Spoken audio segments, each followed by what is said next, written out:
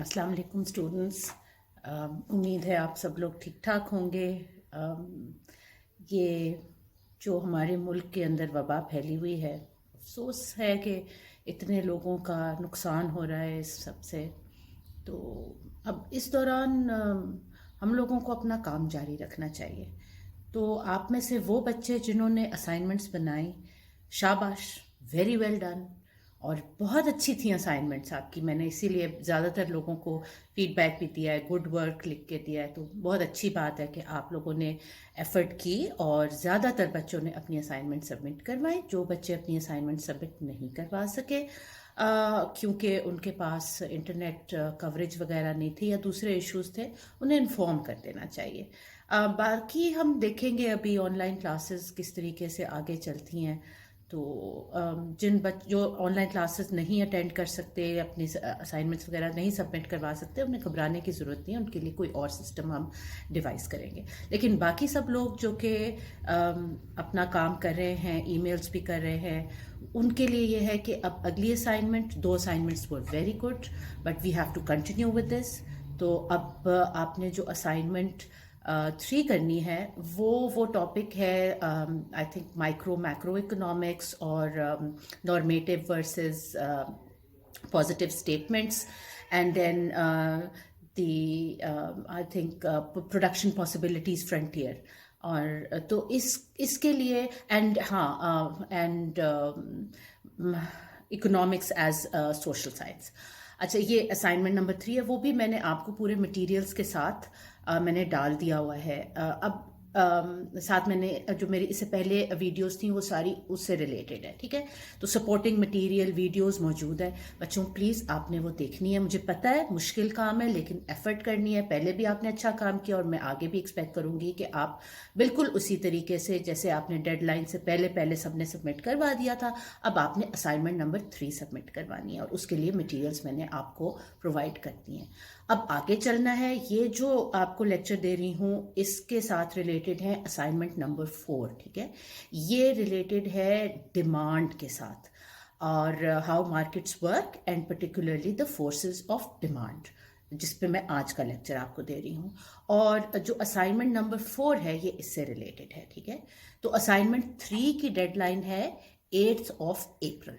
तब तक शाबाश आप सबमिट करवा दें। ये वाला जो वीडियो है this is regarding assignment number 4, जिसकी कि अभी मैंने डेडलाइन नहीं दी, मगर जाहिर है कि आगे जाके इसको भी आपको सबमिट करवाना पड़ेगा।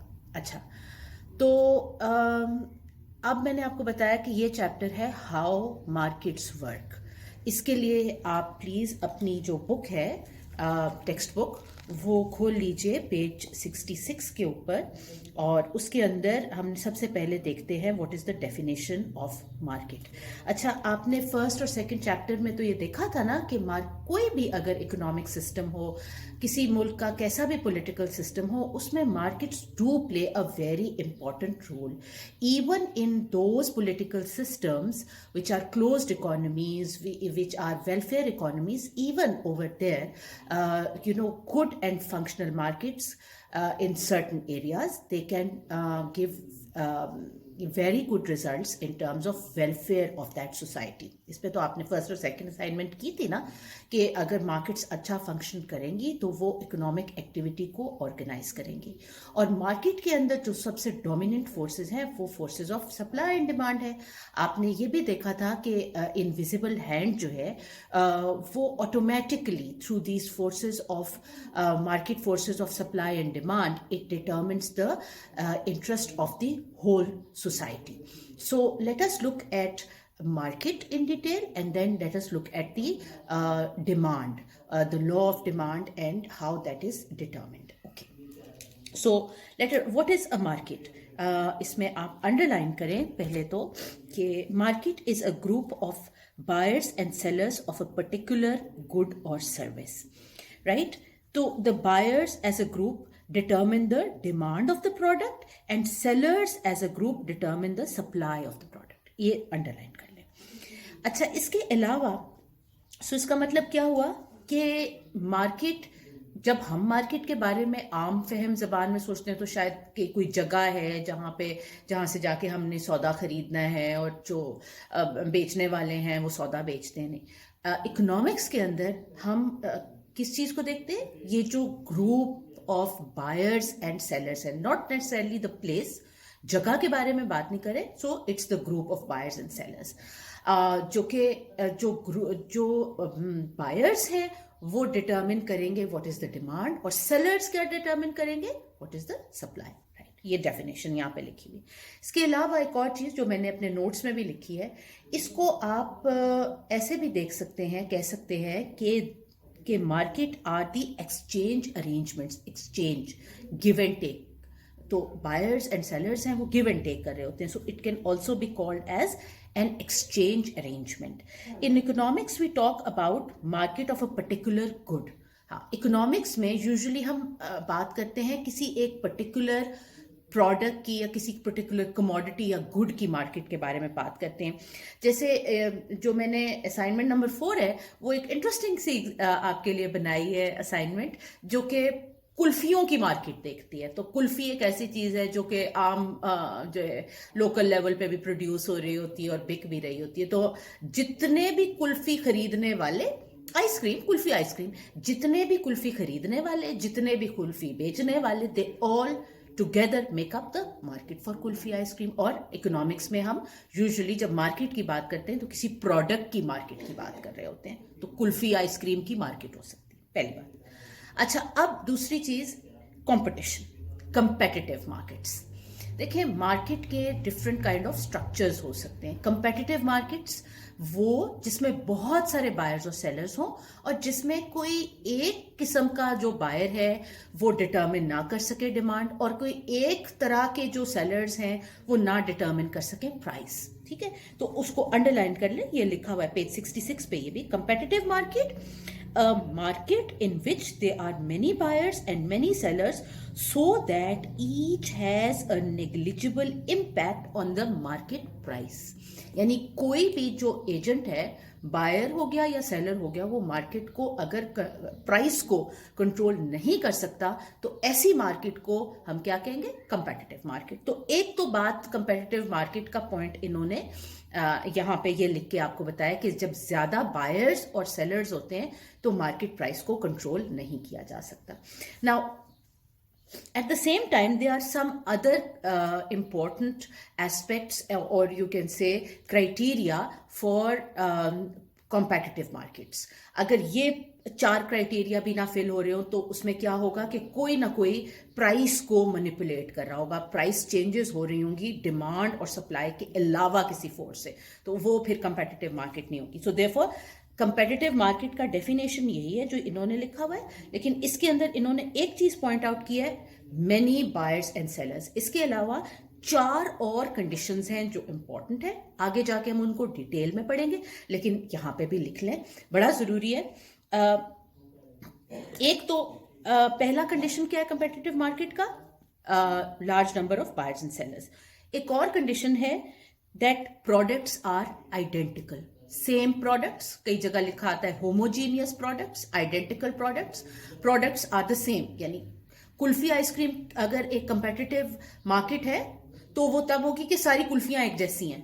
मतलब अगर कुछ कुल्फियां बहुत बेहतर हैं दूसरों से इन टर्म्स ऑफ क्वालिटी, तो वो फिर एक कंपेटिटिव मार्केट में फिर एक जैसी प्राइस उसकी नहीं होगी। सो देयरफॉर एक कंपेटिटिव मार्केट वो है बहुत सारे बायर्स एंड सेलर्स हैं और प्रोडक्ट एक जैसी है।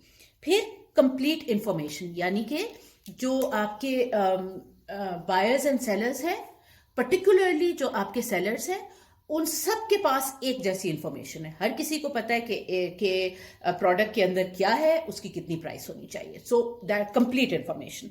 जब इंफॉर्मेशन एसिमेट्री होती है, जब इंफॉर्मेशन किसी एक एजेंट के पास ज्यादा और दूसरे के पास कम होती है, तो भी प्राइस जो है वो उसमें वेरिएशन आ जाती है। So that's point number 3।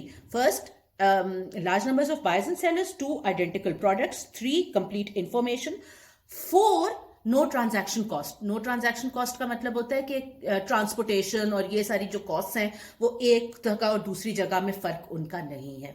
जाहिर है कि अगर ये फर्क होगा तो ट्रांजैक्शन तो भी प्राइस चेंज आएगा। ट्रांजैक्शन कॉस्ट की एक एग्जांपल ट्रांसपोर्टेशन कॉस्ट भी है, बाकी इट्स क्वाइट कॉम्प्लिकेटेड। बस आपको इतना पता होना चाहिए कि ट्रांजैक्शन कॉस्ट अगर होंगी तो मार्केट कंपेटिटिव नहीं हो सकती। और फोर्थ थिंग कि जो आपके बायर्स एंड सेलर्स हैं, particularly buyers, there is no restriction on them either to start a business और टू लीव अ बिजनेस। अब बात यह है कि कई दफा जो एग्जिस्टिंग बायर्स होते हैं ना, वो आपस में मिल जाते हैं और वो छोटे नए बंदे को मार्केट में एंटर ही नहीं होने देते। तो इसको कहा जाता है एंट्री बैरियर। जिस मार्केट के अंदर भी एंट्री बैरियर होगा वो मार्केट जो है वो कंपेटिटिव नहीं होगी। तो therefore market competitive markets are those which fulfil these 5 conditions, और ये मैंने आपके नोट्स में दोबारा से भी लिखती हैं, आपको बता भी रही हूँ। ये 5 कंडीशंस फुलफिल करती हैं। अच्छा, जो मार्केट्स कंपेटिटिव नहीं होती वो उनके अंदर वो और तरह की जो है वो markets, monopoly is another situation which is not competitive, जहां पे there is only one seller, तो उसको हम मोनोपोली कहते हैं। इन सिचुएशंस को हम बड़ी डिटेल में later on in the course पढ़ेंगे, लेकिन राइट नाउ आपको पता होना चाहिए कि मार्केट क्या है और कंपेटिटिव मार्केट क्या है। अब जब हम डिमांड को डिस्कस करने लगे हैं तो हम अज्यूम कर रहे हैं बच्चों that the market is competitive and it fulfils these 5 criteria which I have talked to you about. Okay, now then when the market is competitive, उसके बाद ये देखें कि फिर डिमांड क्या है।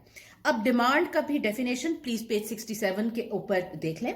डिमांड की definition, quantity demanded, the amount of a good that buyers are willing and able to purchase।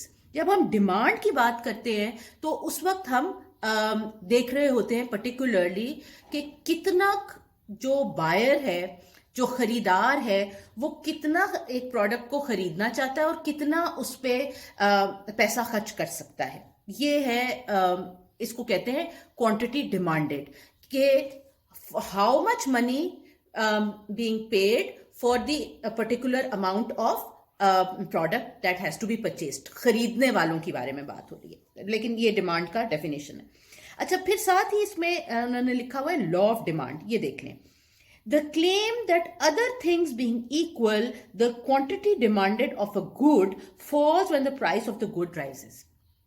अब ये समझ लें कि ये एक लॉ है, इकोनॉमिक्स का एक इंपॉर्टेंट लॉ है। वो कहते हैं other things being equal. Other things का मतलब ये है जैसे कि सारे लोगों की इनकम एक जैसी है, टेस्ट एक जैसे हैं, ये चीजें हम अज्यूम कर रहे हैं कि सेम है। इसको कई दफा, यहाँ तो नहीं लिखा वर्ड, लेकिन सेट्रस पेरिबस भी कहा जाता है।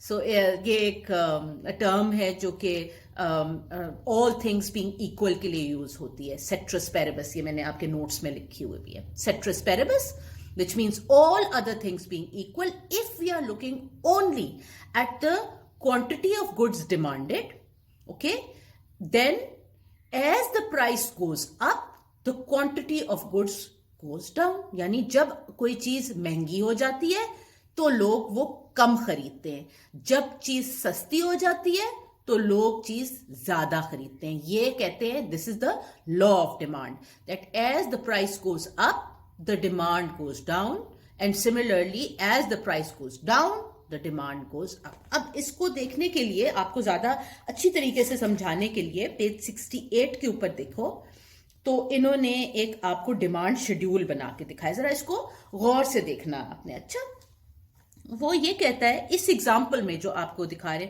आपसे डिस्कस करें, वो कहते हैं कि एक कोई खातून है कैथरीन, वो आइसक्रीम्स खरीदती है और जब आइसक्रीम की प्राइस $0 है यानी कि फ्री है, तो वो 12 आइसक्रीम कोन्स खरीदती है। फिर जैसे जैसे प्राइस बढ़ती जा रही है, पहले $0.5, फिर $1, फिर $1.5, फिर 2.53, ठीक है, ये नजर आ रहा है ना जो प्राइस आइसक्रीम की प्राइस है, आइसक्रीम कोन की प्राइस है।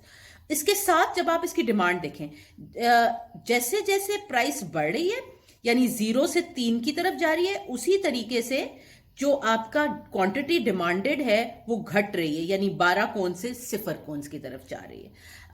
अब जाहिर है कि अच्छा, ये जो है इसको हम कहेंगे डिमांड शेड्यूल, और इसको आप ग्राफ पे भी बना सकते हैं। ये साइड पे आप देखें, इसी का ये जो डिमांड शेड्यूल दिया हुआ है इसका इन्होंने ग्राफ बनाया हुआ है। अब ग्राफ पे जो चीज बहुत गौर से देखने की, वेरी इंपॉर्टेंट, जब हम डिमांड शेड्यूल का डिमांड कर्व बनाते हैं तो वाई एक्सिस के ऊपर हमेशा प्राइस लेते हैं और एक्स एक्सिस के ऊपर हमेशा क्वांटिटी डिमांडेड लेते हैं। ठीक है, सो जब आप डिमांड कर्व बनाएंगे हमेशा हमेशा वाई एक्सिस के ऊपर क्या लेंगे, प्राइस, और एक्स एक्सिस के ऊपर क्या लेंगे, क्वांटिटी डिमांडेड। अब उन्होंने देखे किस तरीके से स्केच किया हुआ है ग्राफ। आपने अपनी रजिस्टर्स के अंदर ये वाली जो है ये एग्जाम्पल करनी है, तो उसमें आप पहले क्या नोट डाउन करेंगे, उसकी जो प्राइस डिफरेंट लेवल्स थे और उस पे जो क्वांटिटी डिमांडेड थी इस एग्जांपल में, और साथ उन्होंने इसको आप ये देखें कि स्केच किया हुआ है price on the Y axis and X on the and quantity demanded on the X axis, and then they have made this line. अब ये एक स्ट्रेट लाइन बन रही है, जो डिमांड कर्व है वो स्ट्रेट लाइन बन रही है, लेकिन इट इज उसकी जो शेप है वो डाउनवर्ड शेप है, डाउनवर्ड शेप। अब ये याद रखें, जब आप लॉ ऑफ डिमांड को स्केच करेंगे या उसका जब आप प्राइस वाई एक्सिस और क्वांटिटी डिमांडेड एक्स एक्सिस पे रखेंगे तो हमेशा जो शेप आएगा वो हमेशा जो है वो डाउनवर्ड स्लोपिंग ही आएगा। ठीक है, बिकॉज इनकी इनवर्स रिलेशनशिप है। जब भी इनवर्स रिलेशनशिप होती है तो डाउनवर्ड स्लोपिंग कर्व आता है, और आप ये यहां पे भी देख सकते हैं कि डाउनवर्ड स्लोपिंग कर्व है। अच्छा, अब ऐसा है कि ये तो इन्होंने एक आपको दिखा दिया ना कि जी डिफरेंट प्राइस पॉइंट्स दे दिए और उसके साथ में क्वांटिटी डिमांडेड लिख दिया।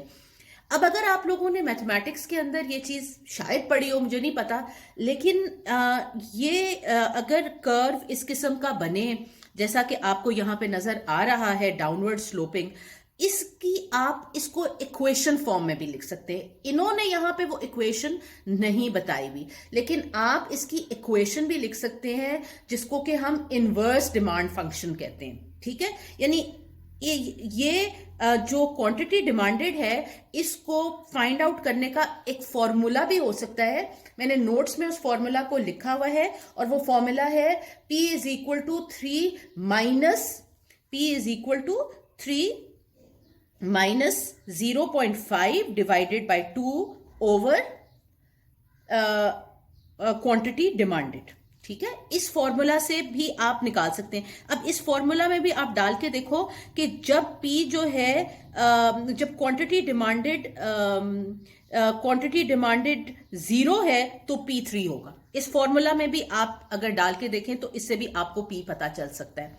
ठीक है, अब मैंने ये फॉर्मूला क्यों आपके सामने लेके आई हूं, वो इसलिए हो सकता है जब मैं आपको फॉर्मूला आपको बनाना आना चाहिए। उसके रीजन ये है कि इससे आपको पता चलता है कि जो इसमें जो माइनस वाली टर्म है जो कि क्वांटिटी डिमांडेड के साथ लिखी हुई है, इस केस में minus 0.5 over 2, that is also called as the slope. I think आप लोगों ने मैथमेटिक्स में ये पढ़ा होगा, ये सिर्फ उसकी एप्लीकेशन है। तो ये आपने ये जो ये एक लीनियर आपका फंक्शन है। सो यहां दिखाया हुआ है price is a linear function of quantity demanded. ठीक, और ये जो माइनस है ये हमेशा तभी आता है जबकि डाउनवर्ड स्लोपिंग जो कर्व होता है उसके साथ वो हमेशा माइनस में ही आता है। जो उसका एक्स होता है उसका जो कोफिशिएंट है वो हमेशा नेगेटिव में होता है। ठीक है, this goes to show you again that inverse relationship जो लॉ ऑफ डिमांड भी सजेस्ट करती है, दैट इनवर्स रिलेशनशिप। अब ये जो फॉर्मूला है इसको फाइंड आउट करने का क्या तरीका है, इसको फाइंड आउट करने का तरीका ये होता है कि इसका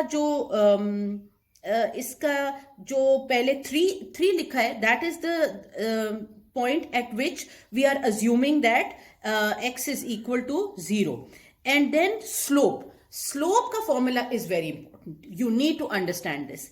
इसको फाइंड आउट करने के लिए हम करते हैं P2 minus P1 divided by Q2 minus Q1। कैसे निकाला है हमने? मसलन ये कि अगर P2 जो है वो इंक्रीज हो रहा है फ्रॉम 0.5 टू 1, तो वो 0.5 आ गया। P2 माइनस P1 यानी 1 माइनस 0.5, और Q2 माइनस Q1 8 माइनस 2। अब 8 माइनस 2 जब आप करेंगे तो जाहिर है माइनस के अंदर आंसर आ जाएगा। ये आप लोगों ने मैथमेटिक्स में किया होगा और इसको आप सॉल्व करके जरूर देखें। मैंने ये नोट्स में भी डिटेल में लिख दिया है कि स्लोप को कैसे फाइंड आउट करते हैं। So the slope as you can see is negative. Okay, the slope is negative. और ये स्लोप, इसको हम लीनियर फंक्शन क्यों कहते हैं? इसलिए क्योंकि इधर आप देखो कि जो क्वांटिटी डिमांडेड है उसका हम कोई स्क्वायर तो नहीं ले रहे ना, हम उसको उसका सिंपली प्राइस और क्वांटिटी डिमांडेड का एक फंक्शन ले रहे हैं जिसमें ना प्राइस वाली साइड पे कोई स्क्वायर है ना क्वांटिटी डिमांडेड वाली साइड पे कोई स्क्वायर है, इसलिए वो लीनियर फंक्शन भी कहते हैं। खैर, इसे याद करने की जरूरत नहीं है, लेटर ऑन आपको याद, शायद पिछला लेक्चर अगर थोड़ा सा आप रिकॉल कर सको तो उसमें मैंने आपको प्रोडक्शन पॉसिबिलिटीज फ्रंटियर का एक ग्राफ स्केच करके दिया था और मैंने आपसे कहा था कि वो नॉन लीनियर फंक्शन है क्योंकि वो इस तरह करके ना एक कर्व सा बन रहा था। यहां पे हम इसको अज्यूम कर रहे हैं कि quantity demanded in this case is a linear function. Okay, and so linear function के अंदर स्क्वायर्स नहीं होते। चले, अब इसको चाहे आप ग्राफ के ऊपर दिखा दें या इक्वेशन लिख लें, ये दोनों चीजें एक ही चीज सजेस्ट कर रही है। और वो क्या? वो चीज ये सजेस्ट हो रही है कि कैथरीन के लिए जैसे जैसे प्राइस बढ़ेगी उस तरह उसकी क्वांटिटी डिमांडेड कम होगी। तो उसको आप लॉ ऑफ डिमांड भी वही बता रहे हैं, जब आप उसका शेड्यूल बनाएंगे वो भी वही चीज दिखा रहे हैं, जब आप उसका ग्राफ स्केच करेंगे वो भी वही चीज दिखा रहा है, it's a downward sloping graph. और इसी तरीके से जब हम उसकी मैथमेटिकल इक्वेशन लिखेंगे उसके अंदर भी हमें नजर आएगा कि स्लोप जो जब हम उसका कैलकुलेट करेंगे तो वो नेगेटिव नजर आ रहा है। ठीक है, ये सारी चीजें आपको क्या सजेस्ट कर रही हैं? That demand and price have an inverse relationship. अच्छा, अब इसके बाद आप इन्होंने जो है आपको एक और एग्जाम्पल बताई है अबाउट, अच्छा इनफैक्ट ये भी अंडरलाइन कर लें, demand curve, a graph of the relationship between price of a good and the quantity demanded. ठीक हो गया। अच्छा, अब पेज 69 के ऊपर इन्होंने एक और डिमांड कर्व आपको दिखाया है। पहले तो हम सिर्फ डिमांड देख रहे थे कैथरीन की कि वो कितनी आइसक्रीम्स खरीदेगी एट डिफरेंट प्राइस पॉइंट्स। फिर इन्होंने निकोलस, एक और बंदा है जिसको अब ये अज्यूम कर रहे हैं कि एक और बंदा भी है जो कि मार्केट में है, एक और बायर भी है निकोलस, और उसका भी अगर आप देखें कि उसकी भी जो क्वांटिटी डिमांडेड है वो प्राइस जैसे जैसे कम हो रही है इसी तरह उसकी क्वांटिटी डिमांडेड भी कम हो रही है। सो कैथरीन के ऊपर भी वही है और इधर भी। लेकिन कैथरीन जीरो के, जब प्राइस जीरो थी तो वो 12 खरीदती थी, निकोलस जो है वो 7 खरीदता है। इसी तरह अगर आप गौर से देखें तो as for every 0.5 increase in dollars, Nicholas की जो उसका डिमांड है that decreases by 1। तो यानी अगर आप कैथरीन और निकोलस की दोनों शेड्यूल्स को देखें तो वो थोड़े से आपस में डिफरेंट है। ठीक है जी, तो लेकिन they are both in the same market, but and in both the cases when the price is increasing the quantity demanded is decreasing, but it is a little bit different, so therefore लेकिन इधर भी जो basic law of demand है वो इधर भी hold कर रहा है, निकोलस के केस में भी होल्ड कर रहा है, because as price is increasing the quantity demanded is decreasing. अच्छा, अब निकोलस का भी हम जो है वो फाइंड आउट कर सकते हैं। इसका भी हम एक डिमांड जो है वो उसका कर्व बना सकते हैं, इस केस में डिमांड की लाइन बना सकते हैं, और ये उन्होंने इसको भी स्केच किया हुआ है, निकोलस की भी जो डिमांड है उसको स्केच किया हुआ है, और उसका भी मैंने आपको जो है वो इक्वेशन भी लिख के दी हुई है। वो अगर आप इक्वेशन देखें तो that is P is equal to 3.5 minus 0.5x। तो यहां पे भी, और इस पे हमने स्लोप उसी फॉर्मूला से फाइंड किया, P2 minus P1 divided by Q2 minus Q1। ठीक हो गया। So, whereas it is slightly the shape of the curve between Catherine and Nicholas, the shape of the curve is slightly different. जो Nicholas का curve है वो slightly straighter है, Catherine का जो है वो slightly flatter है, but both of them are downward sloping. That's important because के दोनों जो हैं, because law of demand यही suggest कर रहा है, इसलिए ये दोनों curves जो हैं ये downward sloping है. अच्छा, जब मार्केट हम प्राइस डिटरमिन करते हैं और हम अज्यूम कर लेते हैं यहाँ पे कि मार्केट में ये दोनों ही जो हैं ये बायर्स हैं, तो मार्केट प्राइस आप कैसे डिटरमिन करोगे? इन दोनों की हर प्राइस पॉइंट पे एक्सक्यूज मी, दोनों बायर्स के हर प्राइस पॉइंट पे आप इनकी डिमांड को ऐड करेंगे. तो 19 कैसे आया? 0 पे कैथरीन 12 खरीदेगी, निकोलस 7 खरीदेगा, टोटल 19 आ जाएगा. इसी तरह 0.5 पे कैथरीन कितना खरीदेगी? 10, निकोलस कितना? 6, तो मार्केट डिमांड 16 आ जाएगी. इन दोनों को जब आप ऐड करेंगे तो हमारे पास मार्केट डिमांड आ जाएगी. और मार्केट डिमांड जब हम इस तरह डिटर्मिन कर लेंगे तो उसको भी फिर हम अलग से स्केच कर सकते हैं. आप देख लें कि पेज 69 पे वो भी स्केच हुआ हुआ है. और बाय द वे मैंने जो है वो मार्केट डिमांड इन दोनों को ऐड करके लिखे, और इसका भी फॉर्मूला बन सकता है, लेकिन यहां पे मैंने नहीं बताया हुआ, बट ये भी जो है ये एक लीनियर फंक्शन ही बनता है, राइट. तो अब आपको क्या पता चला कि लॉ ऑफ डिमांड यही बताता है कि जब प्राइसेस बढ़ेंगी तो लोगों की जो डिमांड है वो डिक्रीज होगी. और मार्केट डिमांड हम कैसे डिटरमिन करते हैं? बायर्स की जो इंडिविजुअल डिमांड्स है उनको ऐड करके हम मार्केट डिमांड को हम डिटरमिन करते हैं. अच्छा जी, अच्छा, अब बात आ जाती है वो ये कि ये तो डिटरमिन हो गया एक सिंगल बायर की मार्केट डिमांड, और फिर एक ओवरऑल जो आपकी मार्केट डिमांड है, single buyer demand and then market demand. और हमने लॉ ऑफ डिमांड में वर्ड यूज किया था ऑल थिंग्स बीइंग इक्वल, जिसको मैंने आपको बताया था, उसको कई दफा सेट्रस पेरेबल्स भी कहा जाता है, ऑल थिंग्स बीइंग इक्वल. तो उसके अंदर जो चीज इक्वल सबसे ज्यादा अज्यूम शुरू में की जाती थी वो है जी इनकम, के कैथरीन की और जो निकोलस, जो इन्होंने 2 एग्जांपल्स यहाँ दिए हुए, उनकी इनकम जो है वो एक ही रहेगी. It's going to remain the same. Now we can relax this condition, and if we do and we say okay, let us think that if income actually changes, what will happen to the demand? ये भी एक सवाल पूछा जा सकता है कि अगर इनकम बदले और बाकी सारी चीजें वही रहें तो फिर डिमांड के ऊपर क्या इम्पैक्ट होता है. तो अगर इनकम चेंज हो तो जैसे इनकम बढ़ेगी डिमांड कर्व शिफ्ट करेगा. अब आपने पेज 70 के ऊपर देखें, 70 के ऊपर देखें कि जब इनकम इंक्रीज करती है तो जो डिमांड कर्व हमने बनाया था वो ऊपर की साइड पे, उसको जरा देखें, इसको गौर से देखें, पेज 70 के ऊपर देखें, shift in demand curve figure 3 को गौर से देखें. क्या है कि है उसका शेप वही है, लेकिन शेप वही है which is downward sloping, but as income increases वो शिफ्ट करेगा, एक और पैरेलल कर्व उसके बनेगा उसके थोड़ा सा ऊपर, इसको हम कहते हैं shift.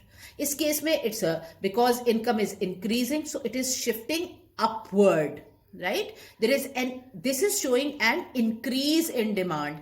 As people's income increases, they will demand more product for the same price.